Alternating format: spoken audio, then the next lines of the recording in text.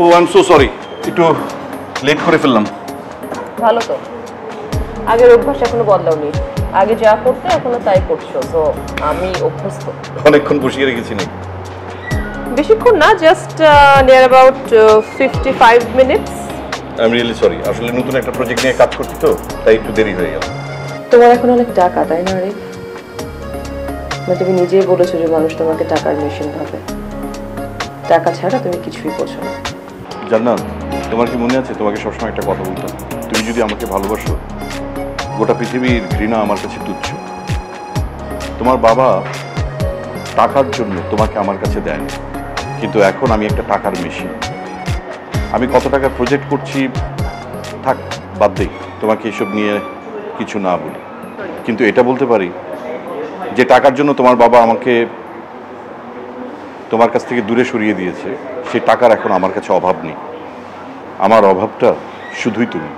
তুমি যখন তোমার বাবার কাছে আমাকে নিয়ে গিয়েছিলে তখন আমি তরুণ উদ্যোক্তা, আমার টাকা ছিল না, কিন্তু এখন আমার কাছে অনেক টাকা। শুধু এই টাকার কারণেই তোমার বাবা আমার কাছে তোমাকে দেয়নি, তোমাকে দেশের বাইরে পাঠিয়ে দিয়েছিলেন।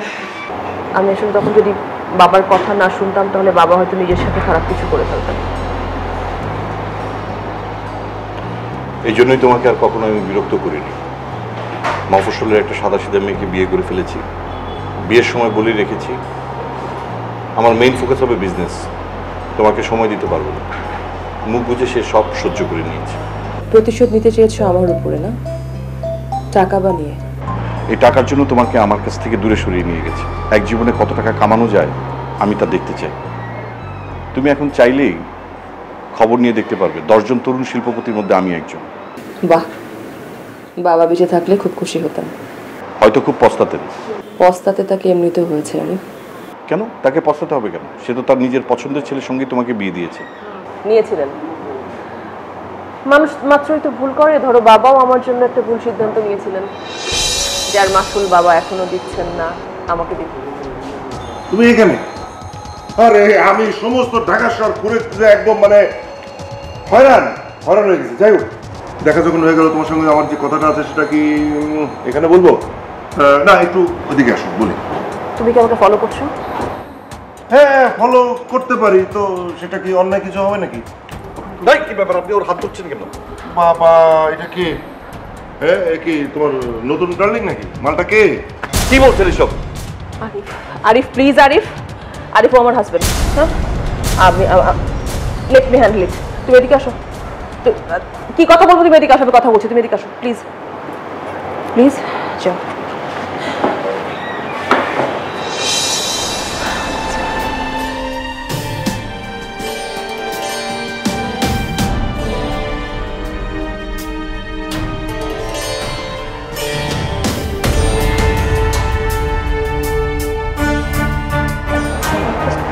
হয়ে যাচ্ছে যে আমি তোমাকে আর 1 পয়সা দিতে পারবো না। তোমার এই জুয়ার নেশায় আমি জাস্ট পাগল হয়ে যাচ্ছি। তুমি জাস্ট আমাকে ডিভোর্স পেপারে সাইন করে আমাকে মুক্ত করো প্লিজ কালাম। আরে বাবা রে বাবা, আমার তো মানে কোনো আপত্তি নেই। আজব কথা কেন তুমি বলছো? তোমাকে আমি যে কন্ডিশনটা দিয়েছিলাম না, সেটা তুমি মেনে নাও, আমি তোমাকে একদম মুক্ত করে দেবো। তুমি কি পাগল পেয়েছো আমাকে? আমাকে তোমার পাগল মনে হচ্ছে? তোমার পেছনে পয়সা দিতে দিতে আমার সব সেভিংস শেষ হয়ে গেছে, আমি রাস্তার ফকির হয়ে যাচ্ছে। 1 টাকা না। প্লিজ, মাত্র তো 50 লাখ টাকা, বেশি তো চাইনি। আমি জানি যে তুমি দিতে পারবে। 50 লাখ টাকা দাও, আমি অনেক দূরে চলে যাবো, আমি তোমার সামনে আসবো না। শোনো, আমি বিদেশে চলে যাবো, ওখানকার ক্যাসিনো তো আমাকে শুধু টানে।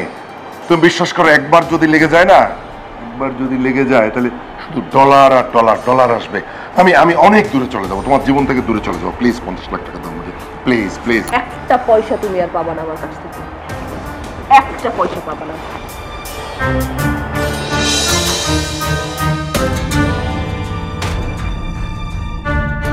তোমার তেল কিভাবে ভাঙতে হয় সেটা আমি খুব ভালো করে জানি।